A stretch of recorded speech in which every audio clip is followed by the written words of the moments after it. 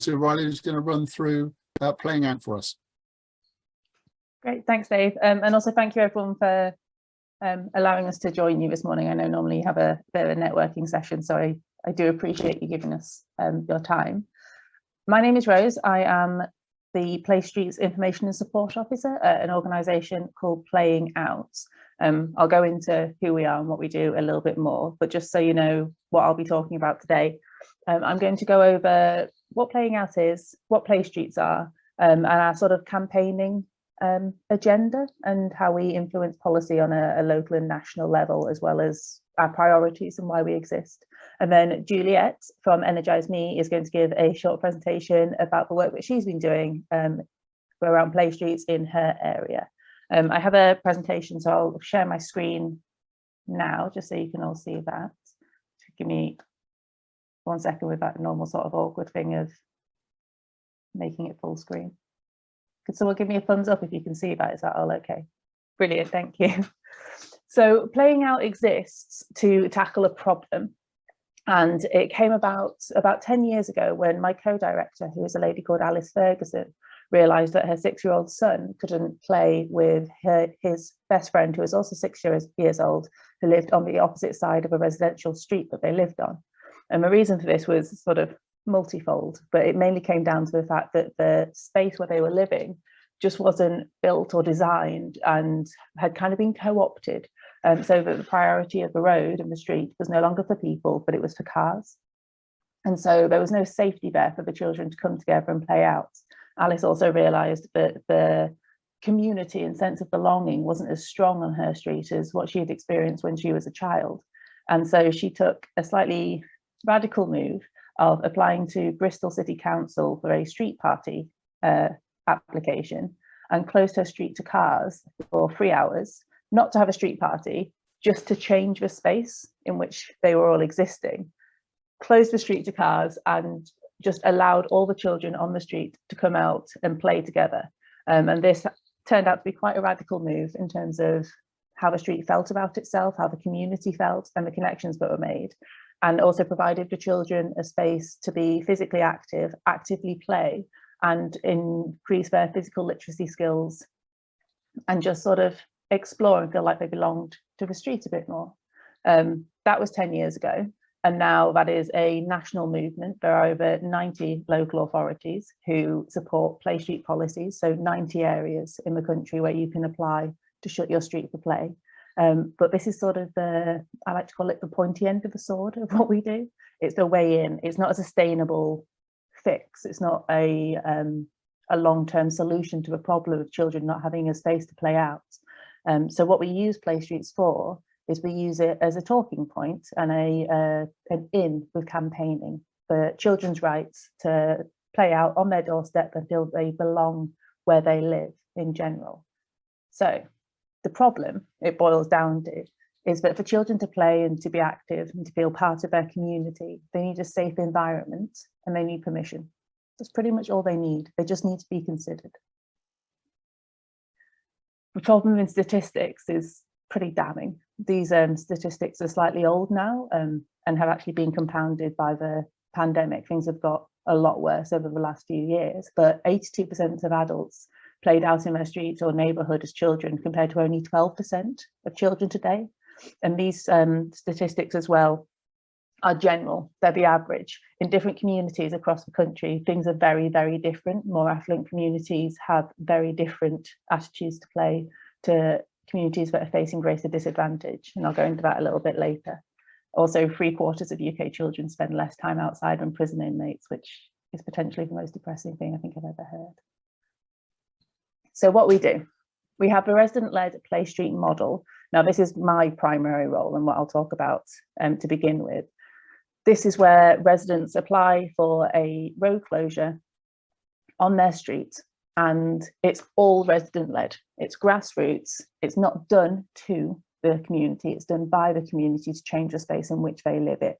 This is very important. It has to be resident demand. Residents apply to their local authorities, and then they are allowed or given permission to close their streets for up to 3 hours once a week.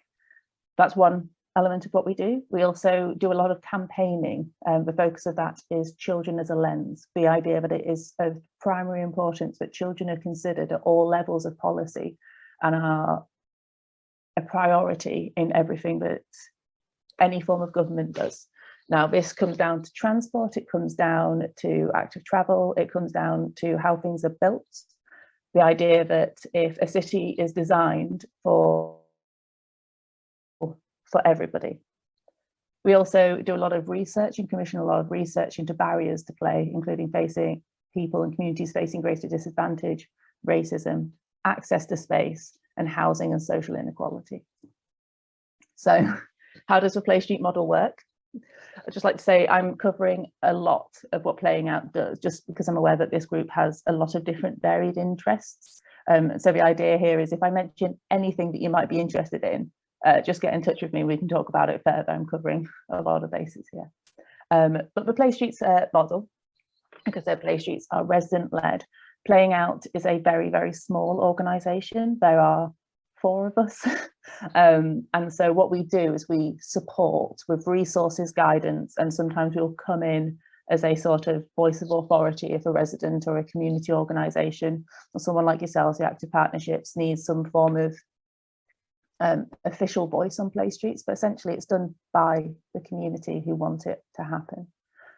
Each street and estate setting is unique. It's up to the neighbours and residents how and why and when they do their road closures. The road is shut to through traffic, which essentially means there's 2 road closure points on a straight road, and just cars who don't live on the street can't get through, allowing children a safe space to play and a space for adults and community members to all come together. However, if you do live on the road, or if you have a blue badge, or if you are, let's say, an ambulance, what happens is the road closure is stewarded by people who live on the street, and they will remove the road closure barriers and then yell car and slowly walk a car to its residence or from its residence out of the road closure at walking pace, allowing people to still access their homes. The point here isn't that the children and their parents and carers are taking over the space just for them. It's a full community-led event. It should involve everybody, and there's a consultation process that happens before a Play Street, so it allows connections to be made. If people are concerned about the event, they can raise those concerns, and we've actually found that the consultation process is almost as important, if not more important, than the event itself, because it forms those community connections. In 2010, it began on one street with my boss, and now we have over 90 council areas and well over 1,300 Play Streets who have played out, many of those on a very regular basis, up to 12 times a year. It's also spread internationally. There are now Play Streets in Australia and New Zealand, but I'll mention that in a little bit. The impacts of Play Street we boil down into 4 kind of general large areas. Those are children's physical health, literacy and well-being. We provide a space where children could come out and feel safe to try things out on their bike, get on their scooters, to engage in physical and physically active play that can lead to a joy or love of a certain sport. Community resilience and reducing isolation. The consultation process means that you have to speak to your neighbours. This isn't something you can do without speaking to your neighbours. And what that does is it forms connections, and it also highlights anybody on the street who might be isolated or feel that they're not part of the community, but they want to be. And so I have a little story about that in a second. And culture change. It just allows people to view their streets in a different way. The place in which they live isn't just a place where they go into their house and exist. It's not a street where they just park a car. The street is for the community. The street can be many, many different things. We found that people who organise Play Streets then go on to form resident associations or community-led groups and activities on their street and surrounding areas. We also find that streets near each other will share resources, road close signs, or they'll steward for each other. We ran a research study back in 2017 alongside the University of Bristol, which is the city in which we're based. And it was found through attaching pedometers to the children that children are 3 to 5 times more active during a Play Street than they would be on a normal day after school. And the thing that makes this particularly interesting is that was equal across boys and girls. There was no drop off for the girls in terms of physical activity.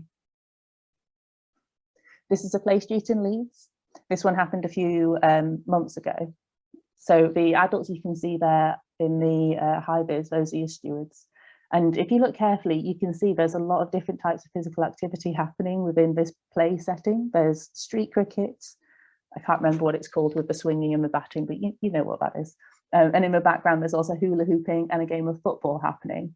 And you can also see the community connection happening between all the adults there as well, as they gather together and chat and talk. These are a few quotes from the survey that we ran last year about community.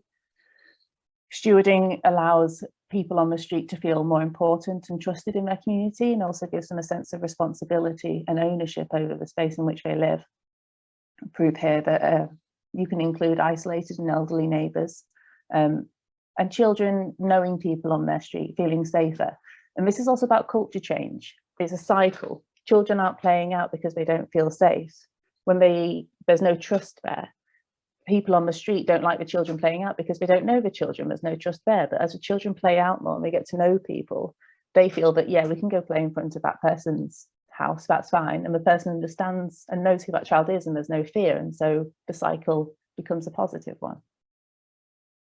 And again, about belonging, car-free, well, not car-free, a different way of viewing the streets, and children feeling that they belong and the street is theirs as well.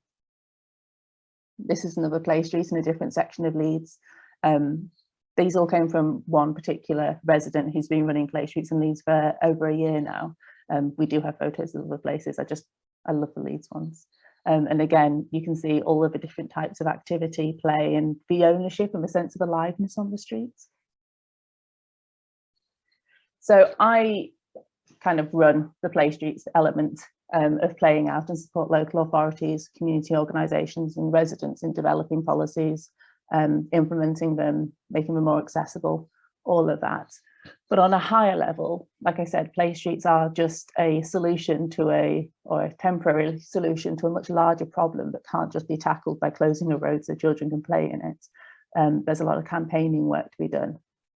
Now, we do this on a national, international and local level. For example, most recently in 2019, we lobbied for the Department of Transport to formally endorse play streets. So they've done that. They sent out a letter to all local authorities telling them the legislative route that is best for closing a street so that children can play, and endorsing the idea of a community-led street closure or road closure.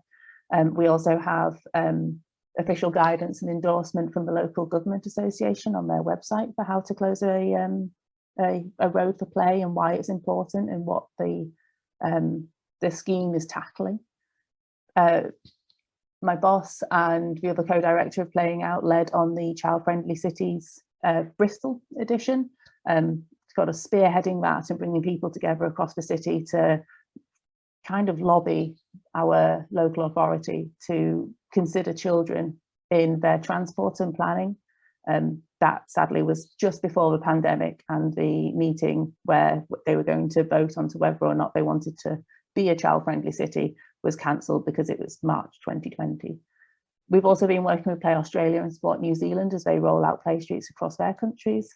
And another way that we are involved in campaigning is that we are often part of consultations. So a lot of our funding for the past 2 years has come from Sport England, which is how we became aware of active partnerships in yourselves. But it also meant that we have a strong relationship with Sport England. And we recently fed into their strategy for active play.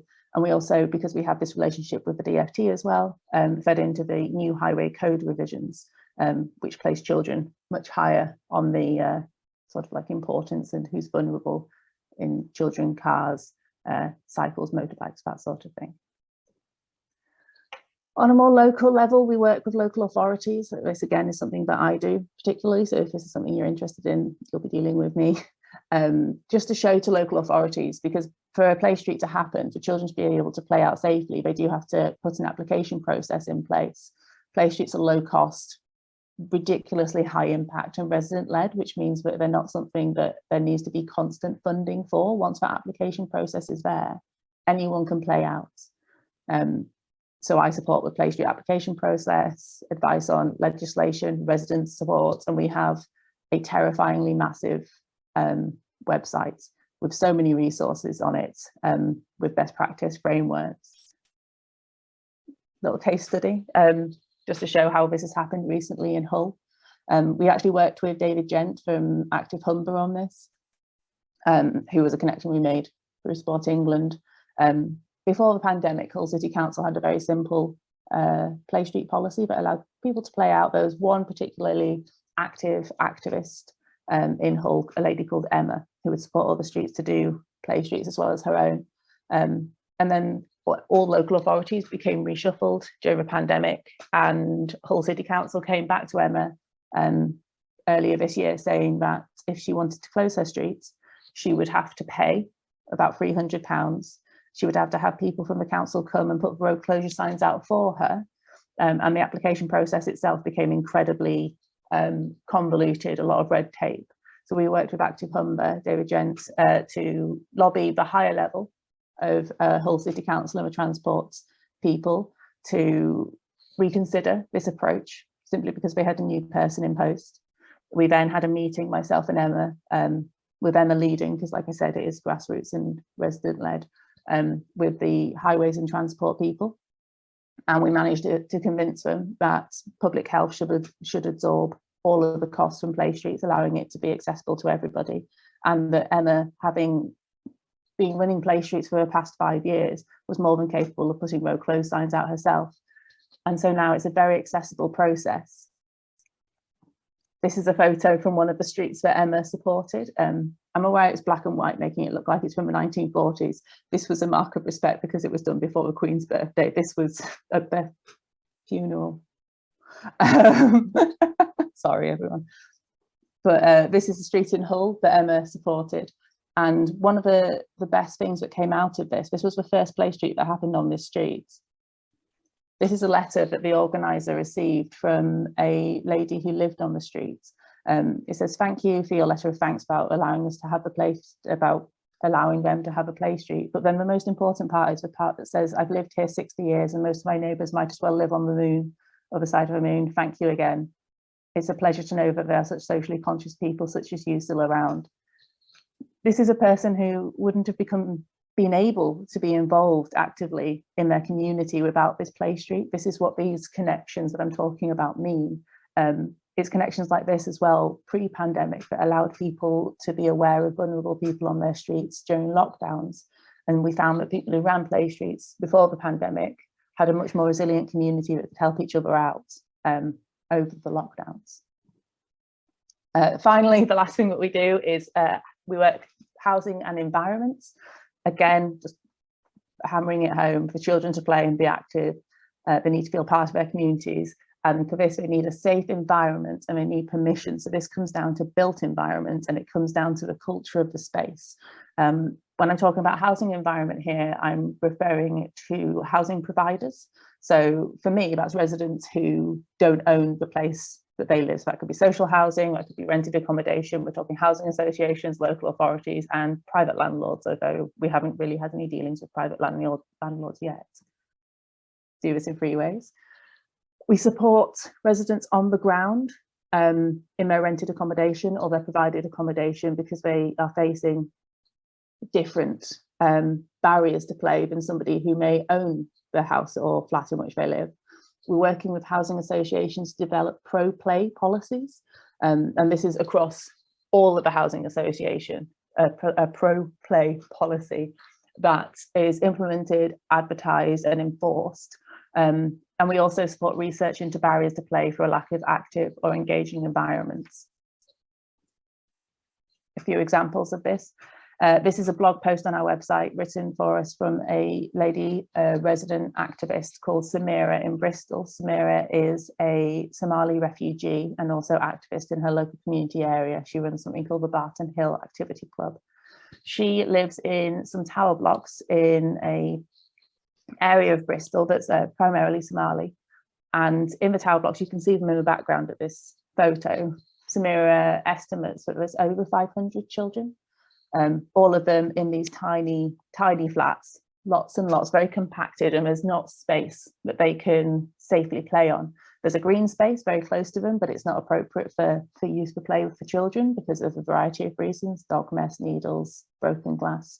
And so what Samira did with our support is she closed off the road to the car park of the tower blocks, again allowing residents in and out if they had a car that they needed to use. But this is just an example. I think over 50 children turned up to this play street. They all just poured out of the tower blocks. It was absolutely fantastic. But this is a person reclaiming the space where they live whilst not owning it. And Samira comes up against a lot of different issues through not owning the area that she lives in, and we support her with those. This is another example. These are Imperial apartments in Bristol. Imperial apartments have about 800 people in them. There's maybe over 150 children under the age of 10. They are old council offices, as you can see by looking at them. And they look like council offices on the inside, but they have been converted into flats. There's about 250 ex-homeless people who live there, again, with all the children as well. And there's no official support worker, but there are some development, community development workers from the council. We've been working with them to reclaim the car park. Play streets are one option for creating a safe space to play and for children to be active, but you don't have to legally close a road if a road doesn't need to legally be closed. And so in this case, we just closed off the car park, provided the children a space to play, to meet, to be active, and for the parents, adults, carers to come together and meet who else lived in this very strange sort of development on the edge of the city of Bristol. Here's just another example of the tower blocks where Samira lives. And then this is sort of what the Imperial Apartments car park looked like after the play streets had occurred. We also have a housing page on our website that's very interesting if anyone's interested to read. And the idea behind a pro-play policy is about the culture of a place. So the place and the space where people live, the culture of everybody, if there is an overarching authority over that space. The idea that a court proposition needs to be adopted and clearly publicly stated that children are allowed to play out near their homes, they have a right. We are running a campaign to remove all no ball game signs, and especially the signs which are even worse than that, that just say no playing, which are put up across different housing developments across the country. We want to ensure that tenants are aware of the position that the housing association has from the outset, so that if there's any complaints, we've had residents reach out to us because they've been threatened with eviction because their children have been playing outside of other people's homes. It's labelled as antisocial behaviour, and so it's building this culture to understand that an 11-year-old playing out has the right to play out outside of their home. They need that space, they need that permission to be active, to feel like they belong in their communities, and that it's not antisocial behaviour. Have that clearly stated in your policy if you're working for a housing association, and look beyond playgrounds to define a wider playable realm on estates. This idea that a playground is a fenced in area and that is where you are allowed to play sections children off from the rest of the community and doesn't provide them with a safe outdoor space where they can feel they belong and be active. We've also been working and doing some research into architecture, again, how spaces are designed and built, and where play comes into that, where the consideration for children comes into that. Is there a space where children can play? Were children considered as existing across the entirety of the space in which they live, or were they again put into a small little box and then told actually you're not allowed to play there? Cover a lot of things. My main sort of role is around play streets in every single kind of like element, from implementation of policy to supporting community organisations to lobbying local authorities to take a policy on to supporting residents. If you've got any questions about that, please get directly in contact with me. I'm rose@playingout.net. If you have any other questions about anything else that I've spoken about, feel free to get in touch with me again, or you can always shoot an email to hello@playingout.net. I'm going to hand over to Julliette. Julliette has been working on the ground, working with local authorities in her area to create a more accessible play street policy. But But yeah, if anyone's got any questions, I'd be happy to answer them after Julliette's spoken, if we have time. Cool, thank you, Rose. That's great. Now I've got the tricky bit of showing my screen. It worked earlier, so hopefully it will work again. Right, let's just share. Can I have a thumbs up from people that you can see this? Brilliant, cool. Right, so I'm going to start the presentation. Hopefully it's all going to work. There we go, cool. Okay, so hi, thank you also for inviting me along today to talk about Play Streets. So I'm Julliette, I'm from Energise Me, the active partnership for Hampshire and Isle of Wight. We look to tackle the things that prevent active lifestyles. I'm Places Project Officer, working in one of our key areas of inactivity in Hampshire.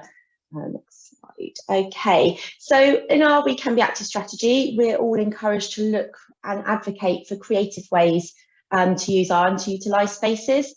We look to gather insight from organisations such as Playing Out, for example. So I've been doing lots of chats with Rose and joining their groups, experiences from our networks, local communities, and then working with the local authorities, local partners and organisations to help open up those underutilised spaces. Play Streets have been identified as a key initiative to going some way to meeting some of our broad 5 goals that I've just popped here. I won't read through all of those, but you can see it's positive early experiences, opportunities, places and travel routes, supporting people to get active, and looking at bold leaders. So why and what are we doing? So we have been identifying and sharing existing local Play Streets work, and we've also been looking at things, preventing them from setting up a Play Street in their area.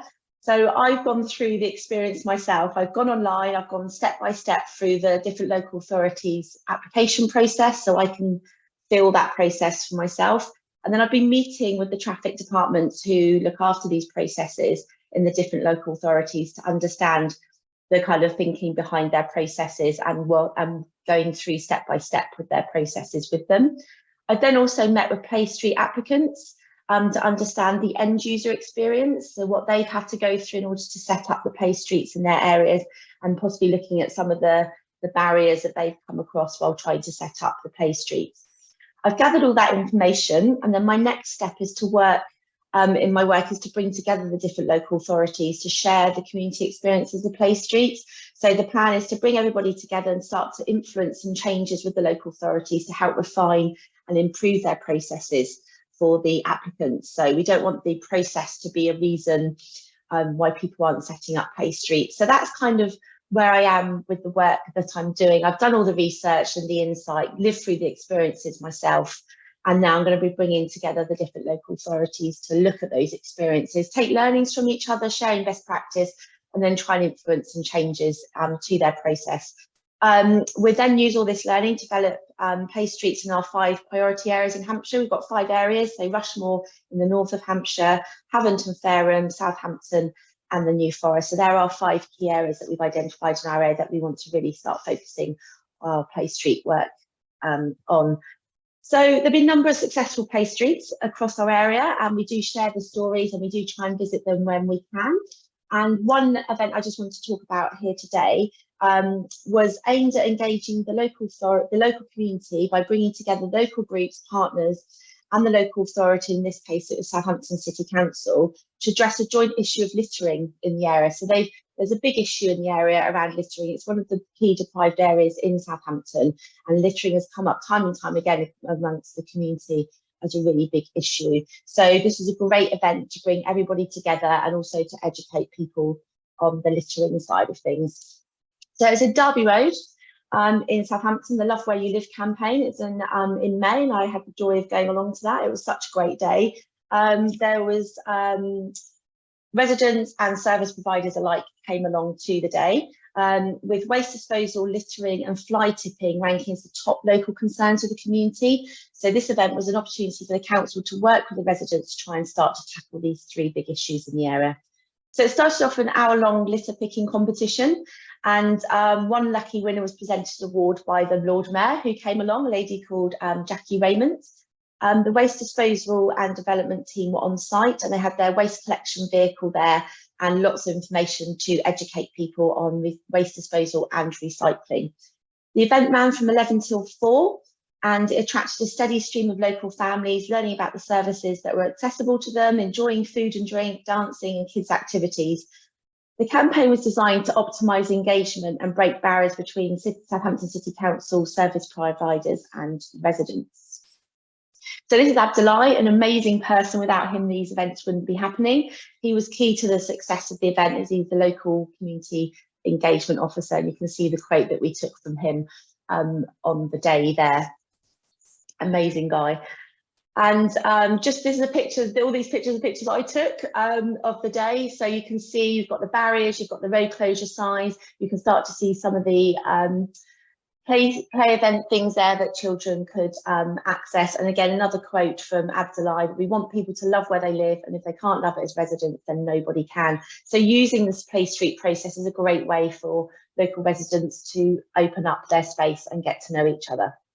So at the event, there's lots of partners. I appreciate this is an event rather than an actual play street, but it does go to show what you can do with your spaces. If you do have a localised issue in your community, this is a great way to bring different partners together.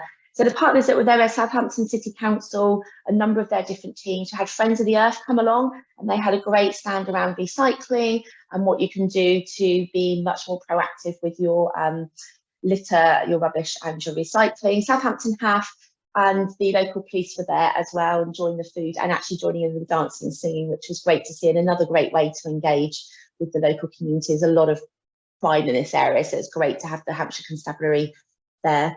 So again, I just wanted to share with you some of the pictures I took from the event, so just capturing the variety and the ways that there's been engagement with the local communities. We had lots of local early years groups coming along. We had City Life there that talking about different types of adult education, had the Strong Communities team. As I mentioned, Hampshire Constabulary came along. Again, a few more examples from the City Council about their early years and childcare options that they have available. There's lots of families in this area as well. And as I mentioned, we had the litter picking. So on the top left-hand corner was the two boys that won the littering competition. We had the Lord Mayor come and present them with a prize. We had the refuse people there talking about the refuse side of things, and I mentioned about Friends of the Earth were here to talk about recycling. Also had some examples of active travel. So cycling was very prevalent at the event, and on the bottom left are some lockers to pop your bikes into. If you are concerned about the safety of your bike, you can pop them into these lockers.